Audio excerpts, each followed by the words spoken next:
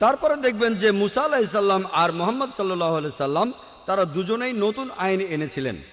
তবে বাইবেলের কথা অনুযায়ী যিশু বা ঈসা আলাইহিস সালাম নতুন কোনো আইন আনেননি। বাইবেলের গসপেল অফ ম্যাথিউ 5 নম্বর অধ্যায়ের 17 থেকে 18 অনুচ্ছেদে যিশু বা ঈসা আলাইহিস সালাম বলছেন, ভেবো না যে আমি নবীদের আইন ধ্বংস করতে এসেছি, আমি ধ্বংস করতে আসিনি, পূর্ণ করতে এসেছি।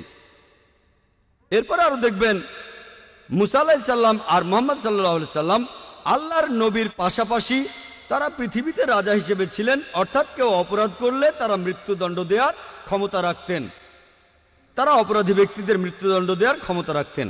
তবে যিশু বা ঈসা আলাইহিস সালাম তার এই ক্ষমতা ছিল না। গসপেল অফ জনের কথা আছে 18 অধ্যায়ের 36 অনুচ্ছেদে যিশু তার নিজের মুখে বলেছেন, আমার রাজত্ব এই পৃথিবীতে নয়।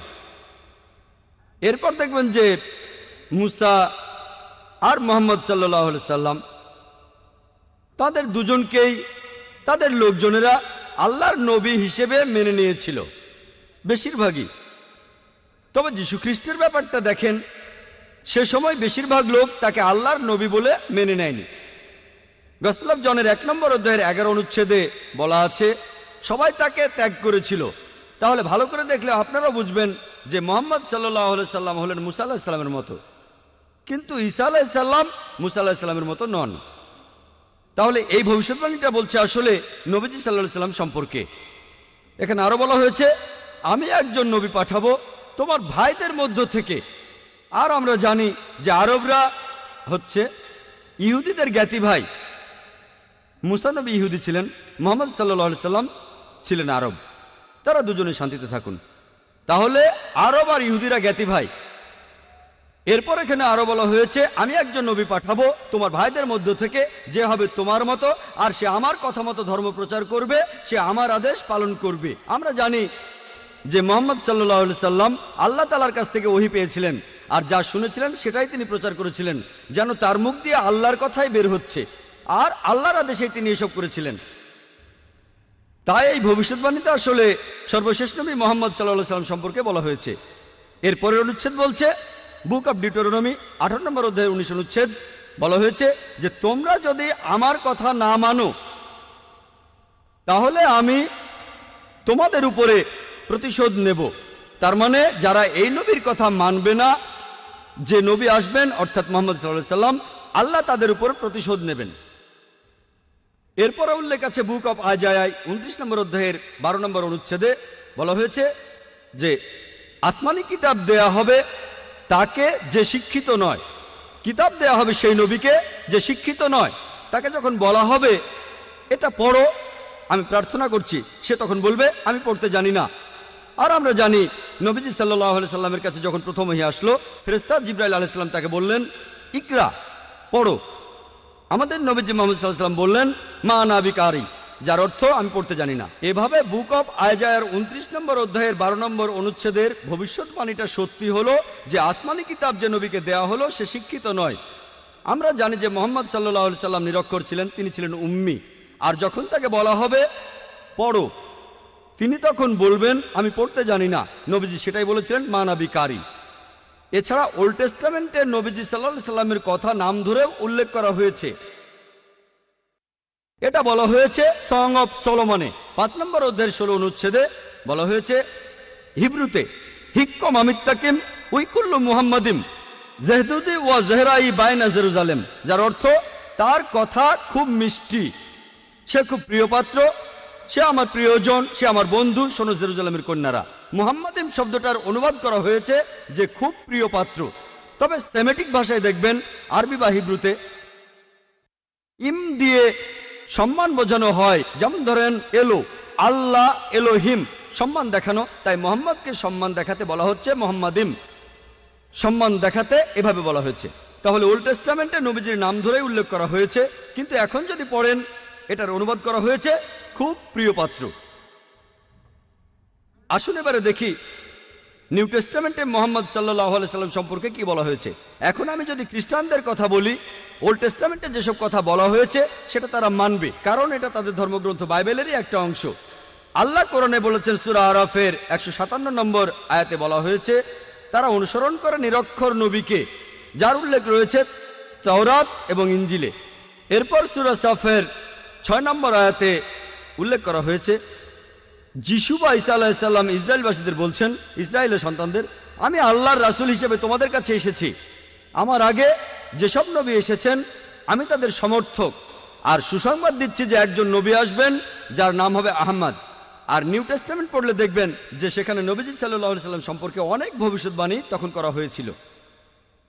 এরপর আছে গসপেল অফ জন 14 নম্বর অধ্যায়ের 16 নম্বর অনুচ্ছেদে বলা হয়েছে, যিশু বা ঈসা আলাইহিস সালাম বলছেন, আমি পিতার কাছে প্রার্থনা করব, তিনি সাহায্যকারী পাঠাবেন যে সবসময় তোমাদের সাথেই থাকবে। এরপর গসপেল অফ জন 15 অধ্যায়ের 26 অনুচ্ছেদে বলছে, যখন সেই সাহায্যকারী আসবে আমার পিতা যাকে পাঠাবেন সে আমার সম্মানটা বাড়িয়ে দেবে। এরপর গসপেল অফ জন 16 নম্বর অধ্যায়ের 7 অনুচ্ছেদে আছে, আমি তোমাদের সত্যি কথাটাই বলে ফেলি, আমি চলে গেলেই তোমাদের সবার জন্য ভালো হবে, কারণ আমি যদি চলে না যাই তাহলে সেই সাহায্যকারী আসবে না, আর আমি চলে গেলেই সে এখানে আসবে। আর খ্রিস্টানদের বলতে শুনবেন, এই সাহায্যকারী বলতে বোঝায় পবিত্র আত্মাকে। এখন ভালো করে দেখেন, গসপেল অফ জন 16 নম্বর অধ্যায়ের 7 নম্বর অনুচ্ছেদ বলছে, তোমাদের আমি সত্যি কথা বলছি, যিশু তার শিষ্যদের বলছেন, তোমাদের আমি সত্যি কথা বলছি, আমি চলে গেলে তোমাদের জন্যই ভালো হবে, কারণ আমি চলে না গেলে সেই সাহায্যকারী আসবে না, আমি চলে গেলেই সে এখানে আসবে।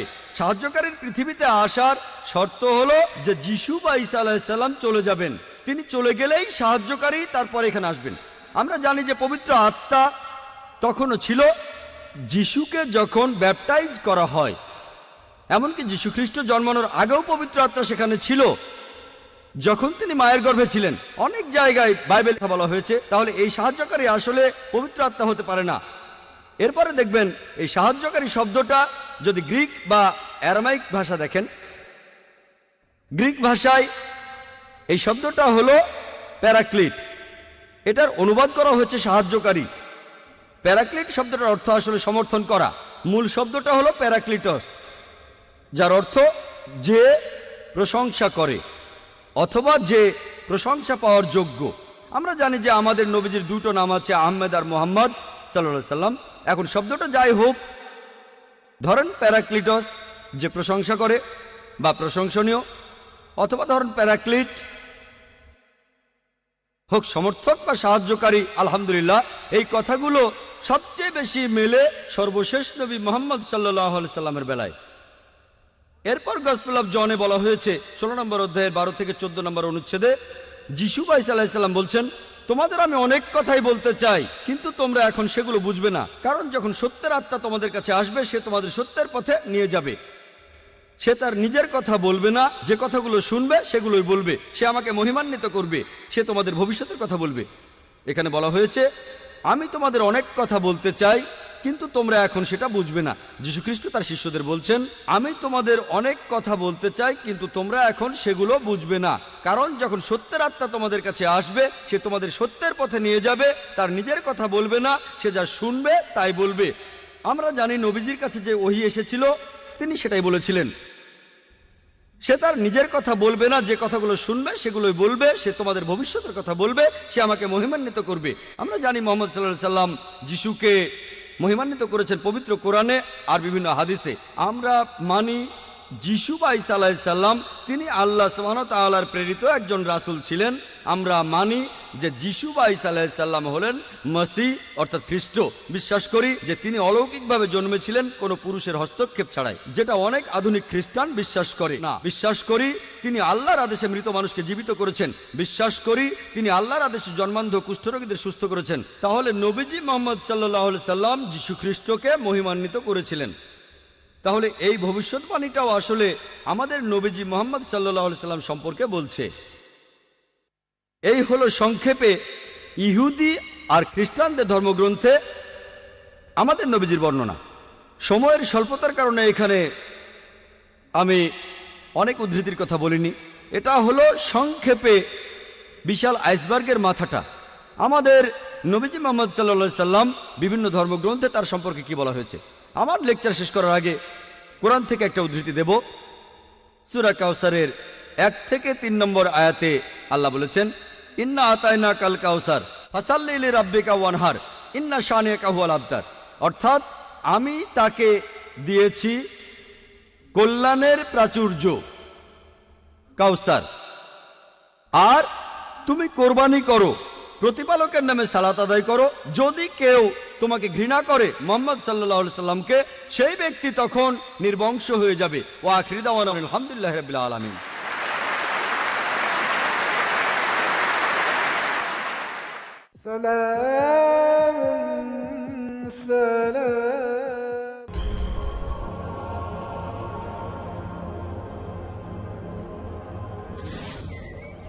বসন্তের বৃষ্টিতে যেমন সবুজ হয়ে ওঠে মরুভূমি,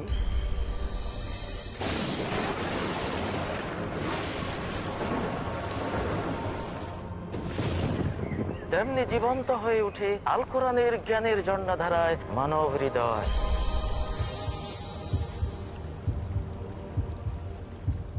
আপনি কি চান তো জাহান জুড়ে প্রাণময় সুখময় অনন্ত জীবন? তাহলে দেখুন পিস টিভি বাংলায় আমাদের আয়োজন আল কোরআনের জীবন ঘনিষ্ঠ বিধিবিধান।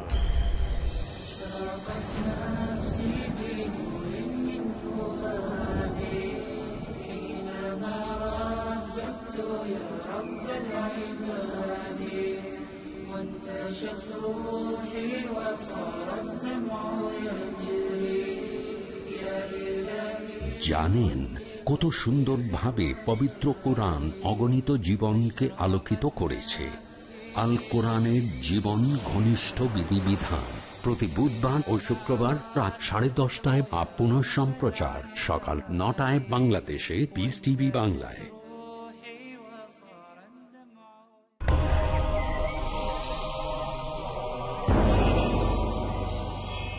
সেই তো একজন আদর্শ মুসলিম। ওয়ামান আহসানু দীনান মিম্মান আসলামা ওয়াজহাহু লিল্লাহি ওয়া হুয়া মুহসিন, যে তার সত্তাকে আল্লাহর জন্য একনিষ্ঠভাবে সৎকর্ম পরায়ণ হয়ে অনুগত করল।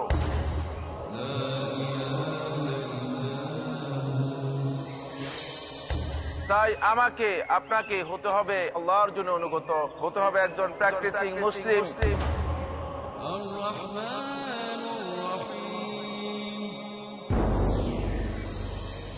তাই একজন আদর্শ মুসলিম হতে হলে পিস টিভি বাংলায় দেখুন আমার আলোচনা একজন আদর্শ মুসলিমের করণীয় ও বর্জনীয়। কি কি রয়েছে সেই বৈশিষ্ট্য মালা যার কারণে বান্দা হতে পারে মহান আল্লাহর প্রিয়? জানুন এই অনুষ্ঠান যোগে আদর্শ মুসলিম, করণীয় ও বর্জনীয়। পরবর্তী অনুষ্ঠান পিস টিভি বাংলায়।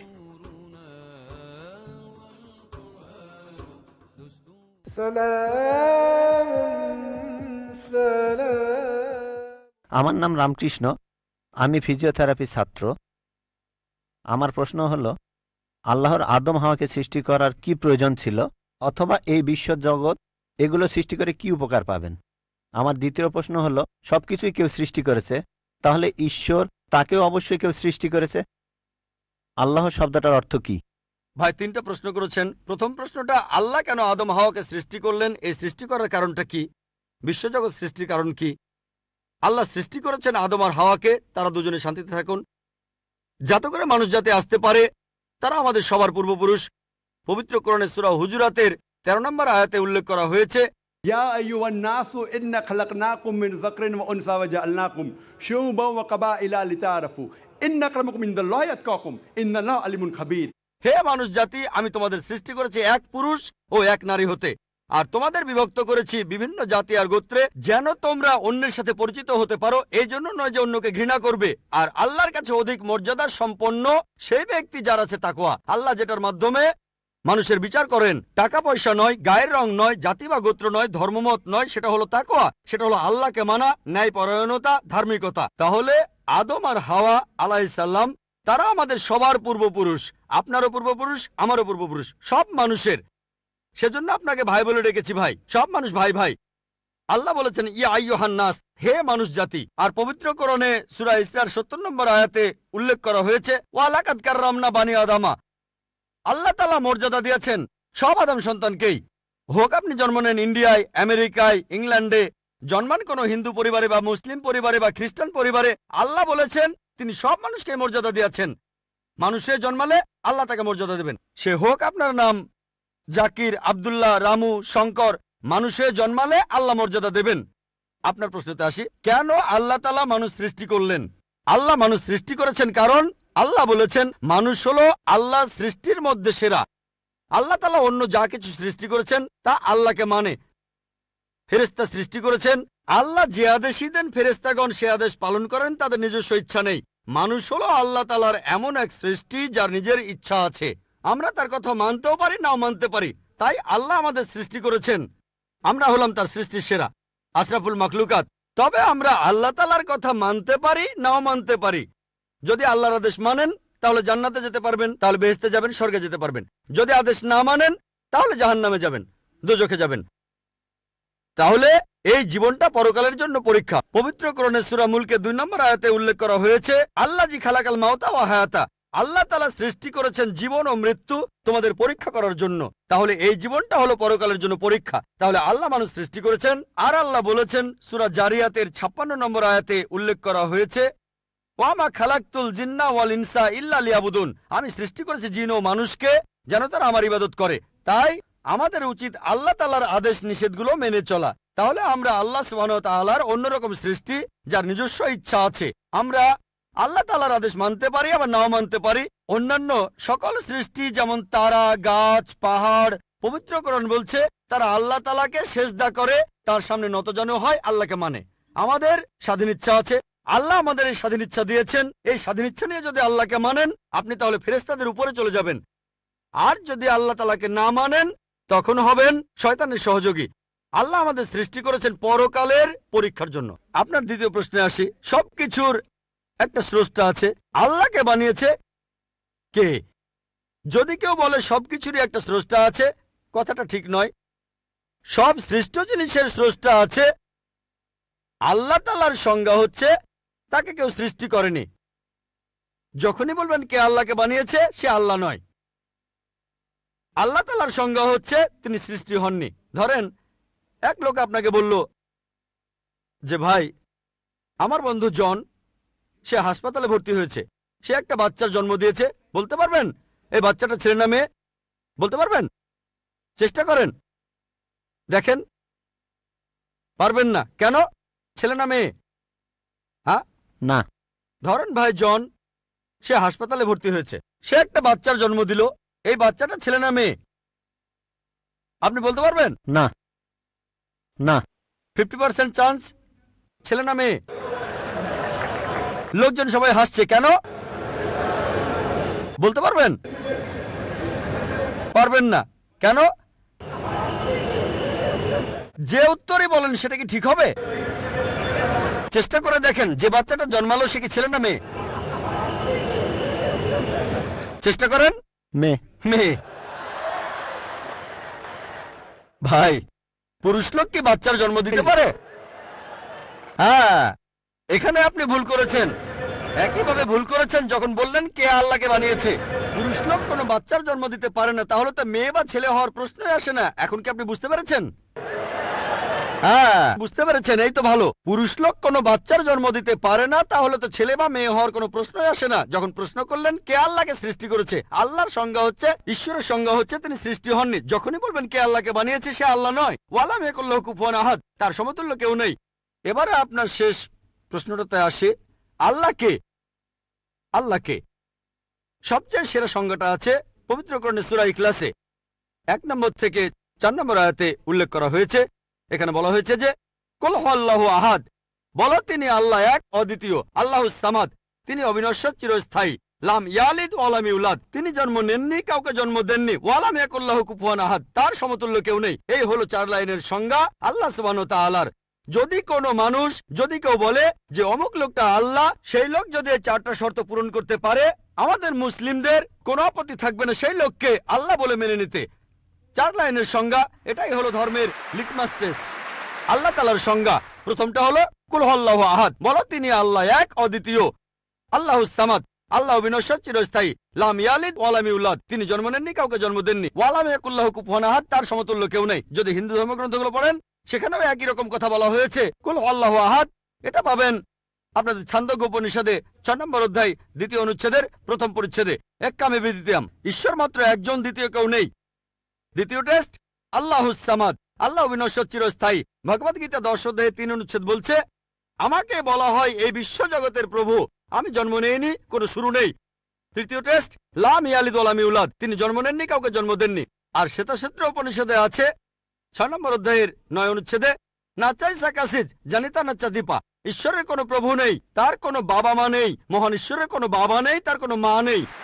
তারপর ওয়ালাম ইয়াকুল্লাহু কুফুয়ান আহাদ, তার সমতুল্য কেউ নেই। আর শ্বেতাক্ষেত্র উপনিষদে বলা হয়েছে 4 নম্বর অধ্যায়ের 19 অনুচ্ছেদে আছে।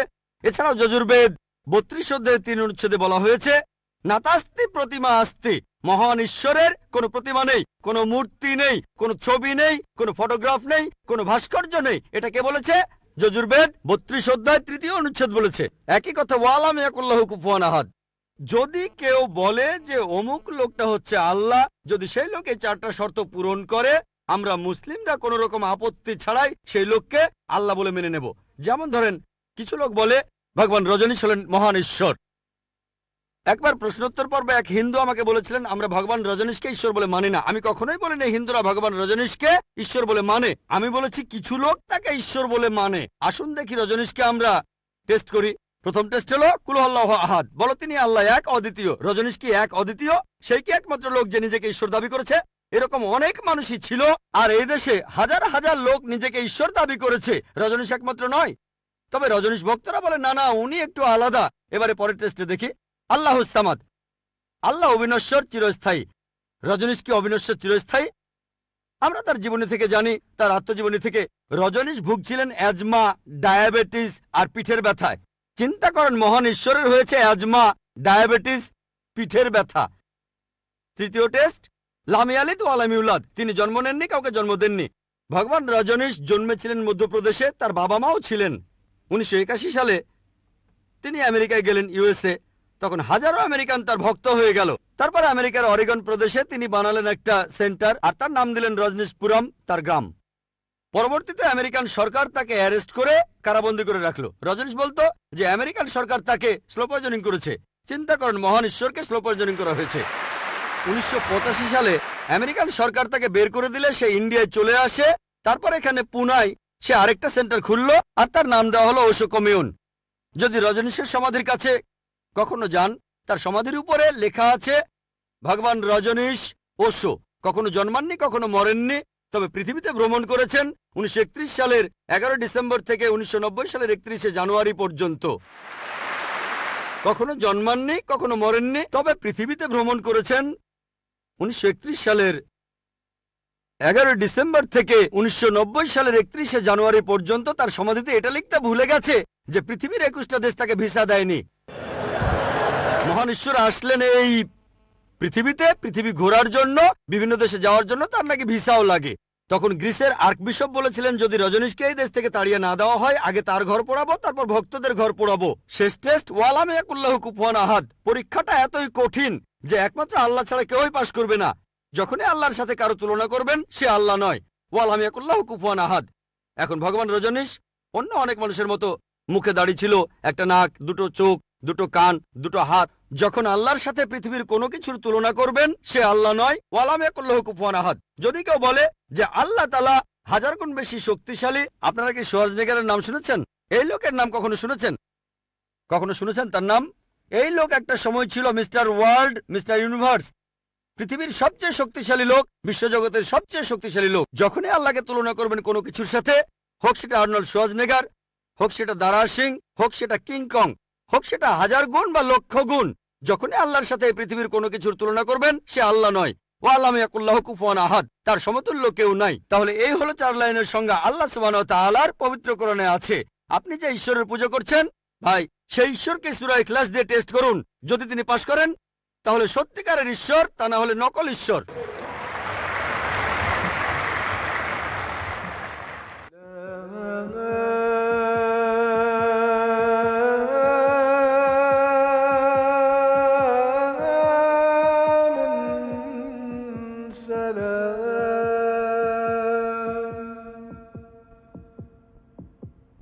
سلام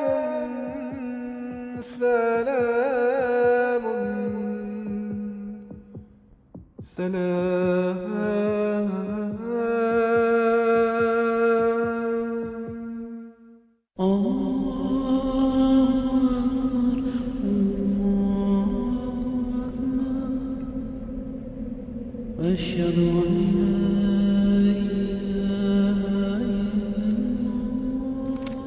أن الذين آمنوا وعملوا الصالحات وأقاموا الصلاة وآتوا الزكاة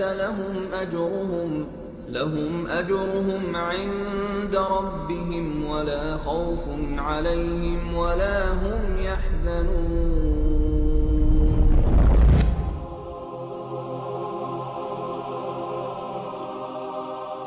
আসসালামু আলাইকুম। ওয়ালাইকুম সালাম। আসসালামু আলাইকুম।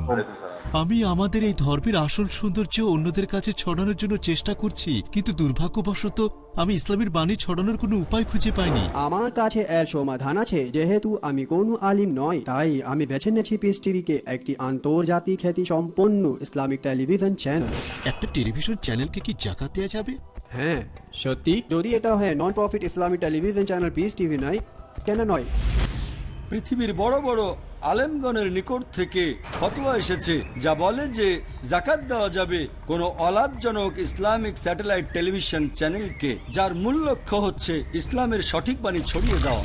পিস টিভির সাথে থাকুন। আপনার জাকাত দানের অর্থ পাঠাতে পারেন IRFI, আলট্রায়ন bank, quadrant code 48 Calthorpe road, Birmingham, UK।